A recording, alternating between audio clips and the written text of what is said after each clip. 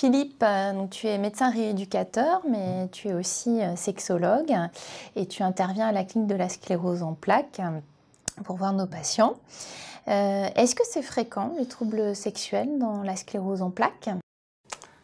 Alors fréquent, je pense que oui. Alors d'une part, par les patients que je peux rencontrer ici et que vous m'adressez, et d'autre part aussi par les études cliniques en fait, qui montrent effectivement qu'au cours de la maladie, la moitié à 3/4 des patients vont présenter une plainte sexuelle. Alors ça ne veut pas dire que effectivement ça va se passer dès le début de la maladie, hein, parce qu'il faut prendre en compte l'évolution de la maladie sur toute la vie, mais ça reste effectivement fréquent. Alors, est-ce qu'on connaît l'origine de ces troubles sexuels dans la sclérose en plaques? Est-ce que tu peux nous expliquer?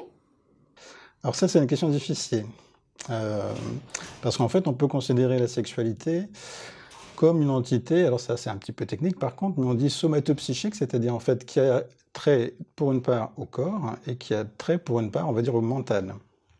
Et donc, la maladie par elle-même va affecter déjà le mental, et finalement, les troubles qu'on va rencontrer chez les patients qui présentent une sclérose en plaques au cours de la maladie, ça va être les troubles qu'on rencontre dans la population générale.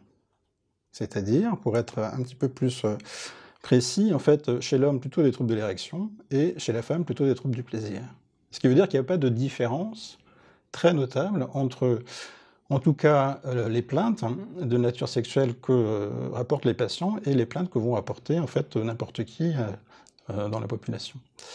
Alors, en sexologie, en fait, le mental, c'est-à-dire la représentation, en fait, a une importance qui est extrêmement importante.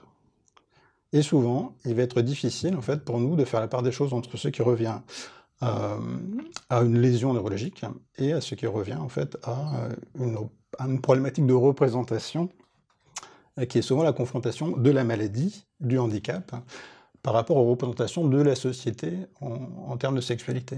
Qu'est-ce qu'on doit faire en termes de sexualité et qu'est-ce qu'on peut faire quand on a une maladie ou un handicap. Dans ce cas-là, le patient il a surtout besoin qu'on le rassure, qu'on lui dise qu'il n'est pas différent des autres, et que peut-être en reprenant un peu confiance, en étant rassuré, éventuellement en lui donnant quelques informations un peu médicales, en fait, eh ben, les choses vont aller mieux. Ou avec un appoint médicamenteux, ce que je fais assez souvent, un traitement pendant quelques semaines, après on arrête, et puis finalement les choses vont bien, et puis les gens sont rassurés, ça se passe bien, quoi. Alors, un sexologue, quand est-ce que c'est utile et pourquoi est-ce que c'est utile de prendre rendez-vous avec un sexologue? Quand solliciter le sexologue, peut-être en deuxième intention, c'est-à-dire parce que souvent le patient il a besoin d'être rassuré, qu'on lui dise un petit peu comment fonctionne la sexualité, soit au physique, soit au mental, et puis il a besoin d'être rassuré.